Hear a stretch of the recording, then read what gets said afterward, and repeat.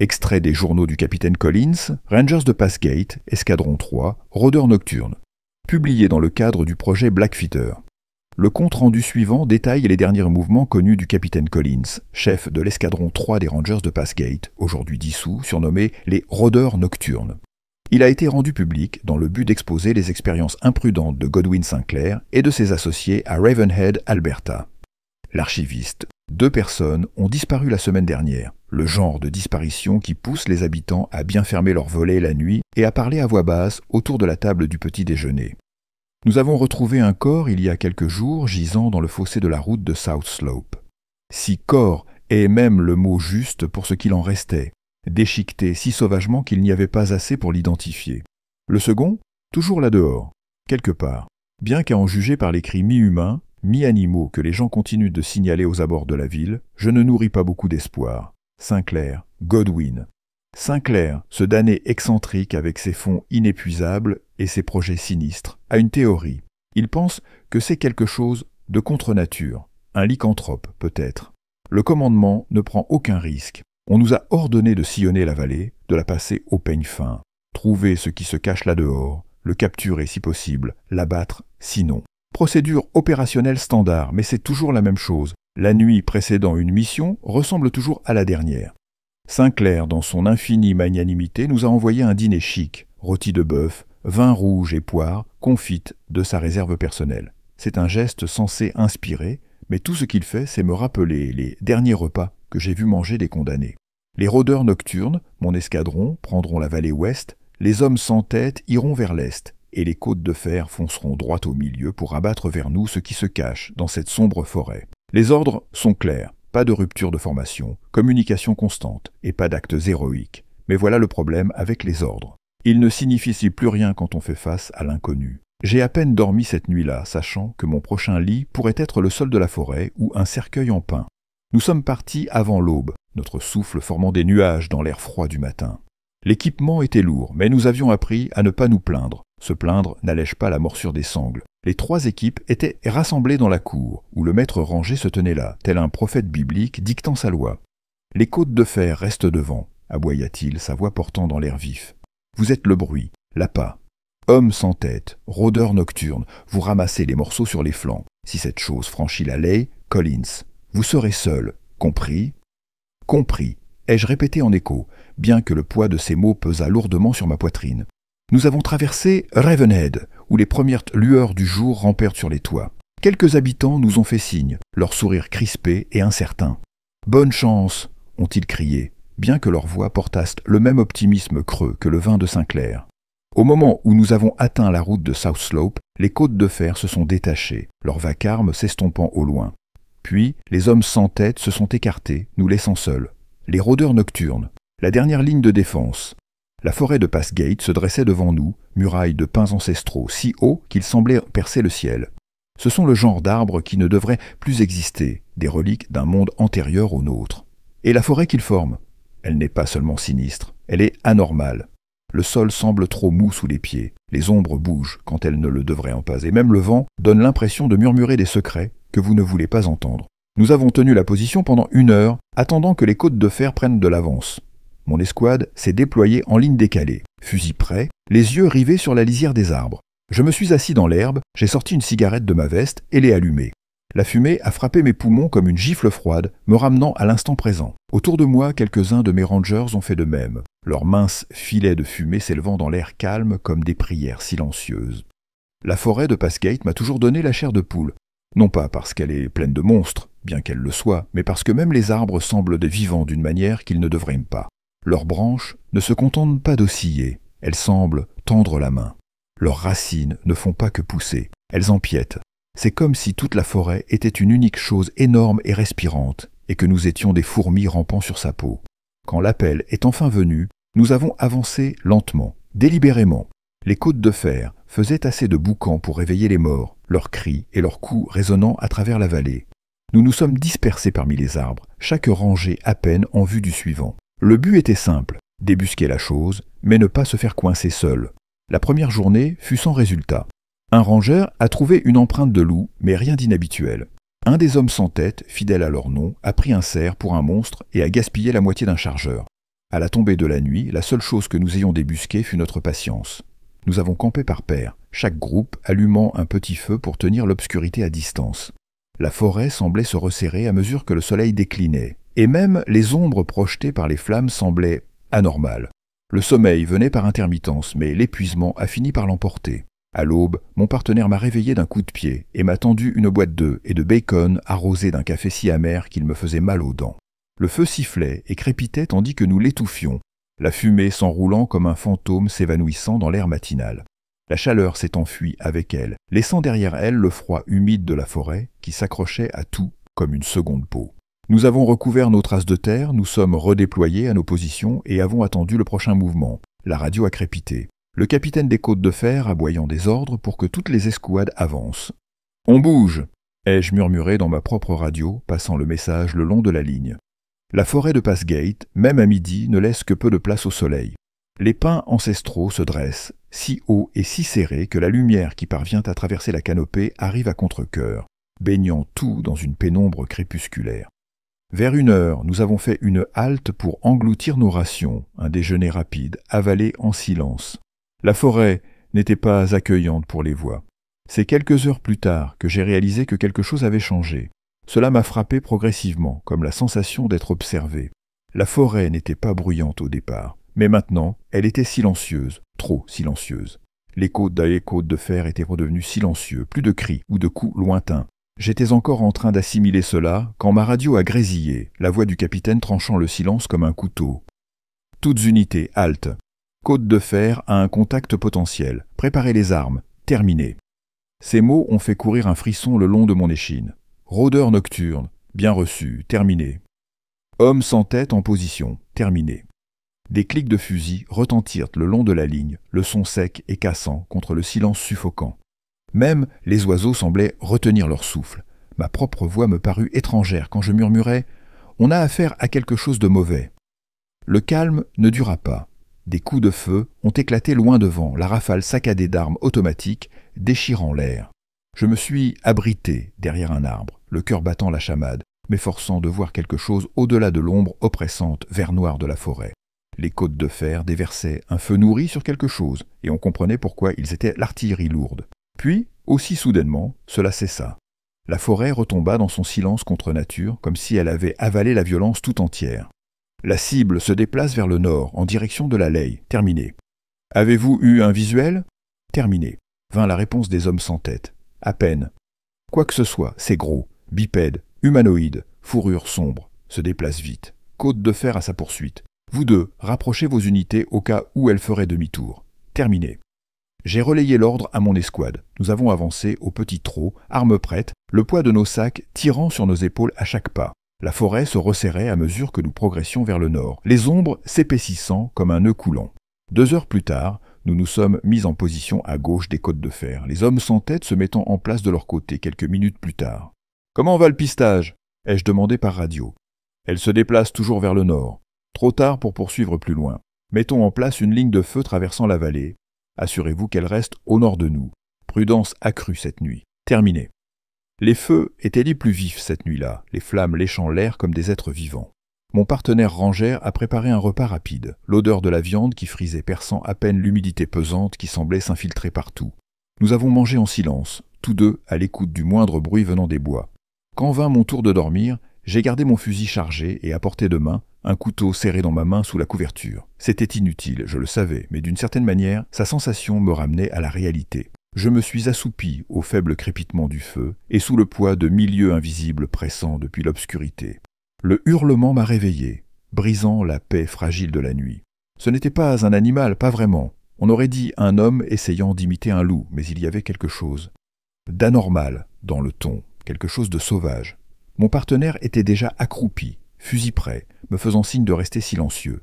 Je me suis déplacé lentement, agrippant mon fusil, scrutant le périmètre. Puis vint le rugissement, un cri grave et guttural qui semblait faire trembler l'air lui-même. Des coups de feu ont éclaté quelque part au nord, des rafales courtes et contrôlées. Mon cœur battait la chamade dans ma poitrine alors que l'adrénaline déferlait en moi. Mon partenaire et moi nous sommes figés, fusils pointés vers le bruit. Quoi que ce fût là dehors, ce n'était pas proche, mais c'était bruyant, s'écrasant à travers les sous-bois avec une vitesse et une force qui défiaient toute explication. Les minutes passaient comme des heures avant que la radio ne crépite à nouveau. Un de nos feux a été touché. Pas de perte. Un blessé. Cible toujours en direction du nord. Terminé. Vous l'avez bien vu? Terminé. Le rangé blessé dit 7 à 8 pieds de haut, d'apparence humaine, grosses dents. Terminé. Rien d'autre? Terminé. Il jure avoir vidé un chargeur dessus. On devrait pouvoir suivre le sang demain matin. Terminé. J'ai posé la radio et expiré lentement. Mon partenaire m'a fait un petit hochement de tête, les yeux vifs à la lueur du feu. « Tu as encore 2 heures, dit-il, s'adossant à l'arbre et reprenant sa garde. La nature sauvage, la nuit, a une façon de vous mettre à nu. Assis près du feu, les heures s'étiraient, longues et vides. Mes yeux allaient à la faible lueur des autres feux de la ligne, lointains et fragiles contre l'obscurité. Il y a quelque chose dans la forêt qui s'infiltre dans votre âme ici, quelque chose d'ancestral et de primitif. Ce n'est pas la peur, exactement, plutôt un écho de la peur, le souvenir d'un ancêtre oublié qui savait ce que c'était d'être chassé.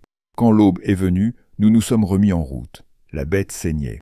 Pas beaucoup, mais assez pour la pister. La piste nous menait vers le nord, vers l'Allée, la rivière glacée qui divisait la vallée de Blackfeeder en deux. L'Allée n'était pas large, à peine plus qu'un ruisseau par endroits, mais elle était traître. Les ponts que nous construisions ne duraient jamais, réduits en éclats par quelque chose d'invisible. Au coucher du soleil, nous avons atteint ces rives, l'eau glacée tourbillonnant comme une chose vivante. Nous avions pisté la bête jusqu'ici, mais qu'est-ce qui attendait au-delà de la rivière? C'était une question qu'aucun de nous n'osait poser à voix haute. Le feu entre nous crépitait et sifflait, projetant des ombres déchiquetées sur nos visages alors que nous étions assis autour, sirotant dans des gobelets de camp cabossés remplis de l'eau glacée de la Ley. C'était le genre de réunion où l'on essaie de paraître confiant, même si chaque os de votre corps vous hurle de fuir. Je dirais homme-chien ou loup-garou, marmonna Côte de Fer fixant le feu. Ça semble plausible, approuva Sans Tête, le ton plat, presque ennuyé. Votre homme n'a jamais eu une vue nette? Demandai-je, connaissant déjà la réponse. Non, mais la description correspond. Le hurlement seul suffit à me convaincre, répliqua Côte de Fer, les yeux durs. Sans Tête se tourna vers moi. Les rôdeurs sont prêts à traverser. Toujours, dis-je, bien que le poids du mot flottât dans l'air comme un défi. La chose est blessée. Ça ne devrait pas être un gros problème, ajouta Côte de Fer un peu trop nonchalamment. Je secouai la tête. La piste de sang est légère, ça a l'air superficiel. Repos cette nuit et traversez à l'aube. Vous deux, partagez les tours de garde de ce côté. Je me levai, tendant les mains au-dessus des flammes. Je ferai un rapport radio toutes les heures, une fois de l'autre côté. Ils hochèrent la tête en signe d'accord, et je retournai vers mes rangers, leur communiquant les ordres. « Dormez bien, leur dis-je. Mangez bien. Demain, ça va être rude. » Cette nuit-là, le sommeil est venu à contre-cœur, et quand il est venu, il a apporté des cauchemars. J'ai rêvé de dents, massives et jaunâtres, déchiquetant mes membres comme des brindilles sèches. La douleur dans le rêve était si réelle que lorsque je me suis réveillé en sursaut, trempé de sueur et haletant, je m'attendais à moitié à voir une mare de sang autour de moi. L'eau glaciale de la Ley m'a ramené à la réalité d'un coup sec alors que je m'en aspergeais le visage avant l'aube. Le reste des rôdeurs nocturnes s'agitait, s'équipait, vérifiait les fusils et sécurisait les sacs. Au moment où le soleil commença à se lever, nous étions au gué où la piste de sang entrait dans la rivière. Côte de Fer et Sans Tête nous ont souhaité bonne chance alors que nous traversions. L'eau glacée de la Ley mordait mes bottes tandis que nous pataugions à travers, le froid imprégnant chaque couche comme un rappel cruel de l'endroit où nous nous dirigions. La forêt de l'autre côté, Lake Wash, était plus sombre, plus lourde et d'une certaine manière encore plus oppressante que Pass Gate. Et nous avons avancé prudemment, suivant la faible piste de sang. Elle était rare maintenant, mais les empreintes étaient indubitables. Des pattes massives qui alternaient entre 2 pattes et 4, chaque pas un rappel troublant de ce que nous chassions. Alors que le soleil plongeait vers l'horizon, l'avant-garde a signalé par radio. Il y avait un poste de rangée juste devant, et si nous forcions l'allure, nous l'atteindrions à la tombée de la nuit. La pensée de couchette et d'un toit était trop tentante pour y résister. Nous nous sommes regroupés, formant une seule unité, et sommes arrivés au poste environ 1 heure après le coucher du soleil. Ce qui nous a accueillis n'était pas le repos, c'était un carnage. 2 des nôtres, de l'avant-garde, gisaient en tas grotesques devant le poste. Du sang formait des flaques autour de leurs corps mutilés, et des viscères avaient été éparpillés sur le sol, comme une offrande macabre. À l'un d'eux, il manquait entièrement la tête et une jambe, réduit à quelque chose qui ne ressemblait même plus à un humain. « Pas un seul coup de feu tiré », murmura un ranger, la voix blanche. « Même pas un appel radio », dit un autre en secouant la tête. Sécuriser le bâtiment, personne dehors, avant le lever du soleil, 2 gardes en faction à tout moment. Organisez les tours de garde vous-même, ordonnai-je, ma voix plus ferme que je ne me sentais. Nous les enterrerons demain matin. À l'intérieur, le poste était intact, un contraste saisissant avec la scène extérieure. C'était une simple cabane en rondin, garnie de couchettes et de provisions, avec une échelle menant à une tour d'observation. Nous en avions construit plusieurs comme ça, à travers les forêts, mais elles étaient rarement utilisées. Seulement un refuge temporaire pour des nuits comme celle-ci. Cette nuit-là, personne ne parlait. Le silence n'était pas la paix, c'était la tension, lourde et suffocante, rompue seulement par le grincement occasionnel d'une couchette ou le faible grondement d'un ronflement. Et comme à l'aube, nous avons enterré les 2 rangers dans des tombes peu profondes, juste au-delà du poste. La terre collait à nos mains, froide et inflexible. Nous avons salué, chapeau bas, avant de reprendre la route vers le nord. La piste de sang continuait, les empreintes nous menant plus profondément dans le cœur noir de la forêt. La journée s'est déroulée sans incident, mais le malaise grandissait dans le groupe. À la tombée de la nuit, nous avons atteint le lac Blackwater, une étendue calme et vitreuse qui semblait boire la lumière des étoiles. Nous avons campé sur sa rive, le silence oppressant rongeant les confins de nos esprits. Quand nous nous sommes réveillés, nous étions 9. L'un des sentinelles avait disparu. Aucun signe de lutte, pas de sang, juste des empreintes au bord du camp, menant droit dans le lac. Elles n'en ressortaient pas. La vieille dame du lac l'a eue, a marmonné quelqu'un au petit déjeuner. Personne n'a répondu. Et nous avons continué, laissant le lac et ses secrets derrière nous. À la mi-journée, nous sommes sortis de la lisière des arbres sur les pentes nord de la vallée. C'est là que nous l'avons trouvée. La grotte était immanquable. Son ouverture béante bâillait devant nous, de l'air chaud s'en échappant comme le souffle d'une bête endormie. Du sang et des os jonchèrent l'entrée, un tapis de bienvenue macabre qui ne laissait aucun doute sur ce qui se trouvait à l'intérieur. Le sol même semblait couvert d'os en poudre, craquant doucement sous les pas. « Eh bien, il nous a sacrément facilité la tâche pour le trouver, » dit un ranger, la voix teintée d'un humour noir. « J'ai fixé la grotte, les tripes nouées. Bon, qui entre en premier ?» Les hommes ont ri nerveusement, le genre de rire sans véritable humour. « Oubliez la capture de la chose, » dit un ranger. Il y avait des explosifs au poste. On devrait raser toute la grotte. Pour une fois, j'étais d'accord. « Max, tu viens avec moi. On retourne chercher les explosifs. Les autres, restez ici. S'il essaie de sortir, faites en sorte qu'il le regrette. » Les hommes hochèrent la tête, les visages sombres. Alors que Max et moi nous retournions vers le poste, je ne pouvais me défaire du sentiment d'être observé. Que la forêt elle-même retenait son souffle, attendant de voir ce que nous allions faire ensuite.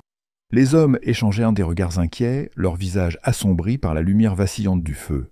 Personne ne voulait être celui qu'on laissait derrière. « Vous êtes 7 contre 1, dis-je, forçant la confiance dans ma voix. Vous savez exactement où il est. Ne vous inquiétez pas, c'est une cible facile maintenant. » J'ai hissé mon sac et fait signe à Max de me suivre. Au pas de course, on sera de retour dans un jour. Max et moi sommes partis, rebroussant chemin sur notre piste à travers Lake Wash. La forêt se refermait autour de nous, oppressante et dense d'un silence contre nature. Nous étions à des heures de la grotte quand le silence fut brisé. Des cris lointains, des coups de feu, des hurlements. Le sang quitta mon visage alors que je me figeais en plein pas.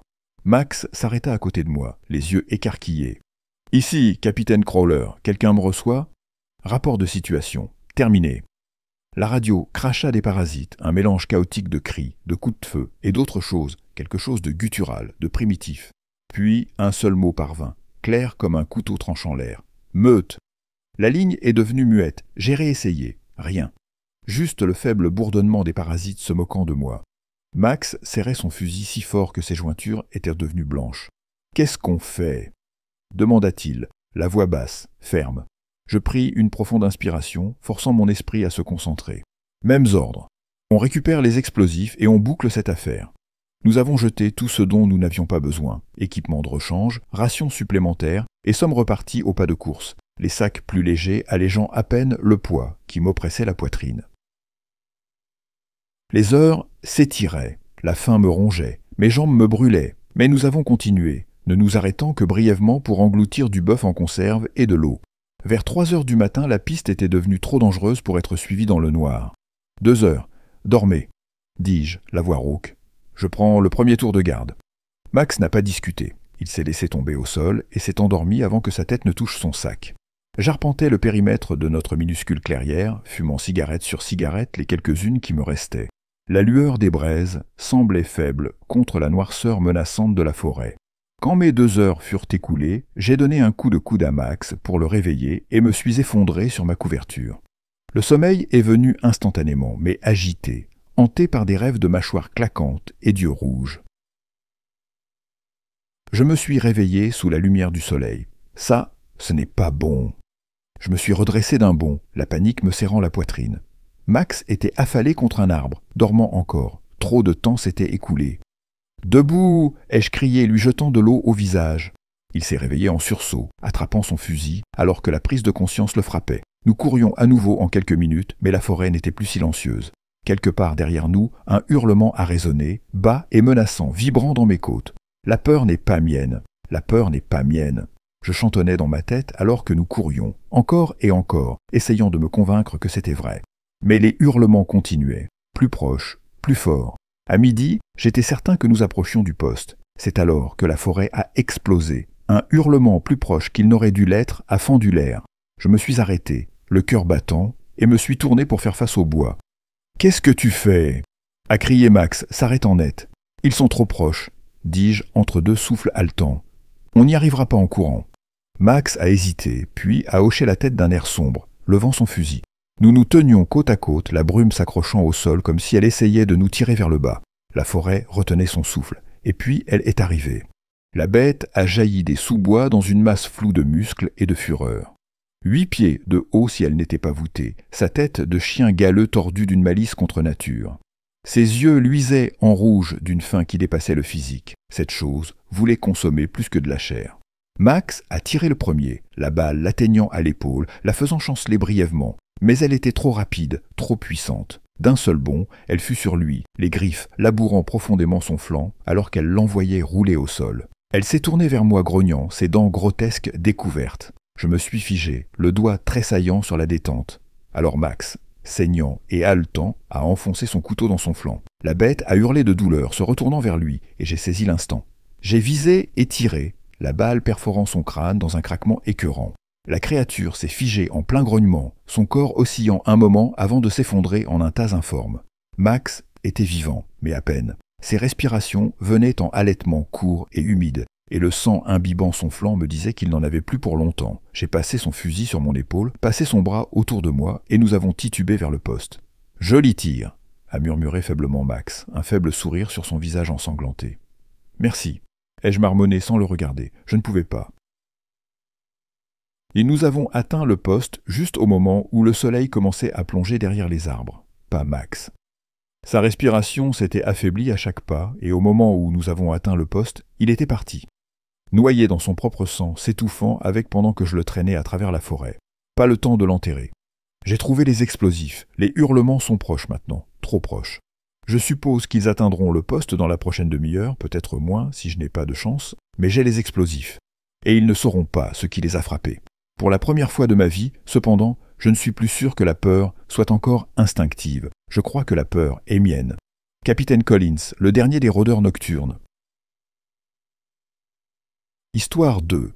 Laissez-moi vous dire d'emblée, je ne suis pas là pour divertir ou demander des retours. Pas de « comment je me débrouille » ou « c'est ma première tentative d'écriture ». Ces absurdités. Ce n'est pas de la fiction, et prétendre le contraire me donne l'impression de tenter le destin. Si je commençais à inventer des détails ou à modifier l'histoire, je pourrais l'inviter à revenir. Et croyez-moi, la dernière chose que je veux, c'est le revoir. Ce n'est pas une histoire bien nette avec un début, un milieu et une fin. Elle a un début clair, mais le reste est un enchevêtrement de moments, une série de rencontres qui ne se sont jamais vraiment expliquées. Je ne sais pas ce qu'il voulait. Peut-être qu'il ne le savait pas non plus. Et Dieu me vienne en aide, peut-être que ce n'est même pas fini.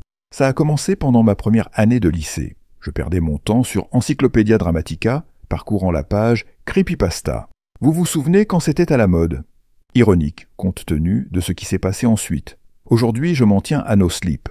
Les histoires sont peut-être inégales, mais au moins, elles ne sont pas accompagnées d'images. Je ne supporte plus les images. Je ne peux même pas vous dire à quoi ressemblait l'image. Elle était en niveau de gris, peut-être une photo délavée ou un croquis grossier. Il y avait une silhouette dedans, quelque chose de bizarre dans les proportions. Je l'ai fixée trop longtemps, et c'était comme une de ces illusions d'optique où l'image se transforme si l'on se concentre juste comme il faut. Seulement, ce n'était pas un voilier caché en 3D. La silhouette dans l'image a bougé, est devenue plus nette, comme si elle était consciente que je la regardais. C'est tout ce que j'ai pu supporter. J'ai claqué mon ordinateur portable et suis restée assise là pendant je ne sais combien de temps, les genoux ramenés contre ma poitrine, essayant de me souvenir, ou d'oublier, ce que j'avais vu. Cette nuit-là, je l'ai vu pour la première fois. Pas dans un rêve ou une hallucination. Je ne dormais pas. J'étais sous la douche, démêlant un nœud dans mes cheveux quand l'image a percuté mon cerveau comme une boule de démolition. Un flash, comme un appareil photo qui se déclenche derrière vos yeux. Il était là. Sa peau était d'un gris si pâle qu'elle semblait délavée, comme les planches usées d'une vieille grange. Elle était tendue sur son corps comme un costume de seconde main, trop serré par endroits, flottant à d'autres.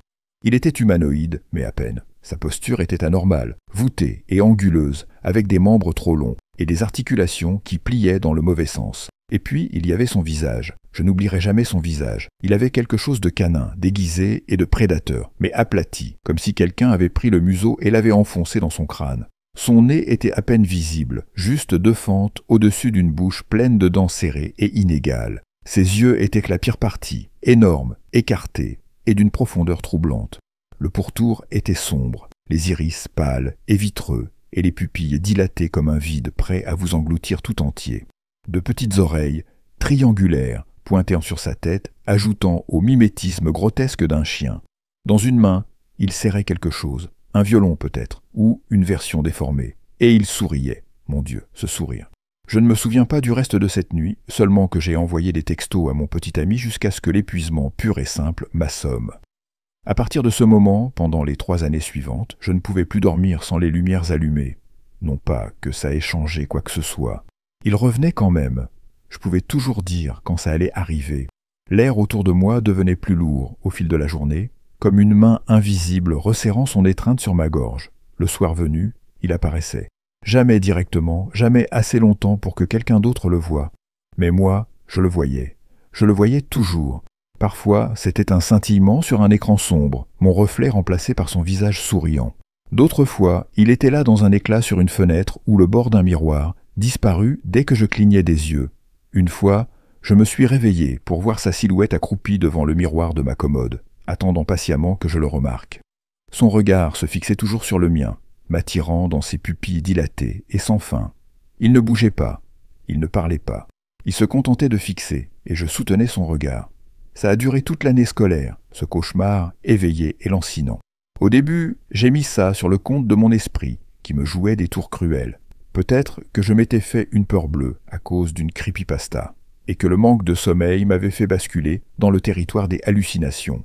Je n'avais pas de véritable historique de maladie mentale au-delà d'une anxiété banale, alors il était logique de m'en vouloir, d'espérer que tout était dans ma tête. Mais ensuite, d'autres personnes ont commencé à le voir aussi. Mon petit ami a été le premier. Il a grandi dans une réserve à Ronan, Montana, un endroit réputé pour son activité paranormale.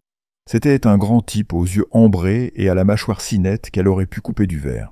Il avait passé son adolescence à chasser les fantômes dans les collines avec ses amis. Quand j'ai commencé à voir des choses, il était la seule personne en qui j'avais assez confiance pour le dire, même si je gardais la plupart des détails pour moi.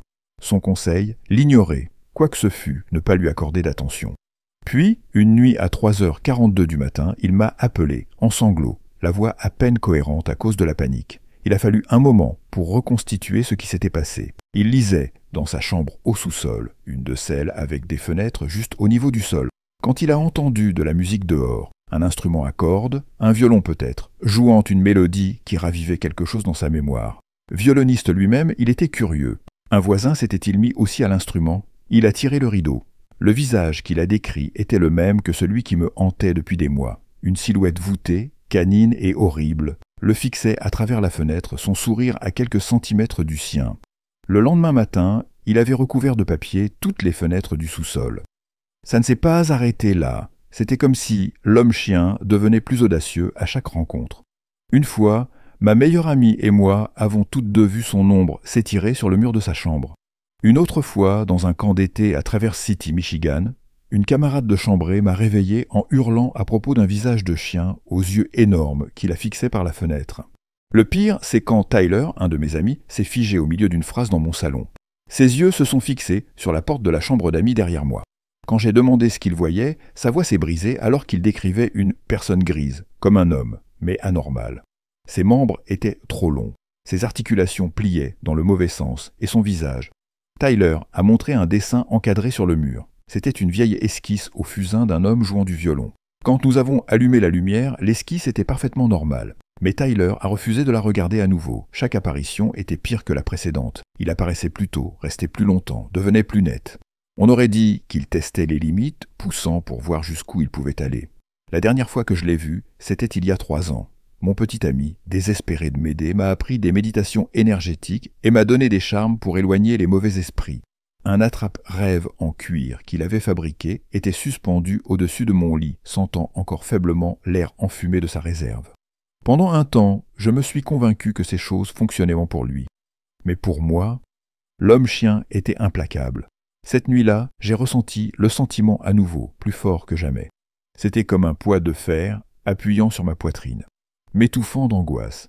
J'avais passé la journée à essayer de dessiner son violon, espérant que le mettre sur papier le purgerait en quelque sorte de mon esprit. Le soir venu, je l'ai regretté profondément. J'ai abandonné l'esquisse sur mon bureau en bas, scellé la porte de ma chambre avec une boîte en pierre sculptée et un bloc de minéraux et me suis glissé dans mon lit. Pour la première fois depuis des années, je me suis réveillée légère, heureuse même. Le soleil filtrait sous mes rideaux, les oiseaux chantaient dehors, et l'angoisse oppressante avait disparu. Ça ressemblait à un miracle.